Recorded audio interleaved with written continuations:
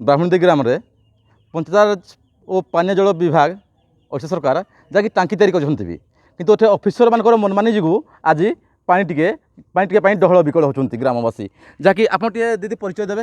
आमर बाहामडी 4 वर्ष हेलाण हम पानी पाऊ नहीं खाइबार लगी भी नहीं मिलुछि आउ पाइप फाइप सब दिया है सरपंच कहउछन जे पानी भी नहीं छाड़ुछन्ती आ केते वर्ष तैयारी हेला टांकी ढाई 4 वर्ष हेगला। ठीक अछि आपन दीदी कोन कहबे। ठीक अच्छे आम जहाँ देखुलु ब्राह्मणदी ग्राम में 4 वर्ष है टांकी तैयारी होती पाइप बिछा होती घर घर को किंतु ऑफिसर मानकर मनमानी जोगु आज जहाँकि टांकी किसी भांगी जाइए टांकी किसी क्षतर पानी गलुची पानी नथिबारु टांकी जहाँ जना पड़ुछि आगु पानी गला दिन 2 दिन तापर टांकी बंद कर दिने भी ग्रामवासी को पानी मिली ना। देखा आग को नुआ सरकार नुआ योजना कौन कर आग को देखा को बाकी रहा। देवगढ़ जिलूर बारकोटू विवेकानंद साहू टाइम्स नहीं है।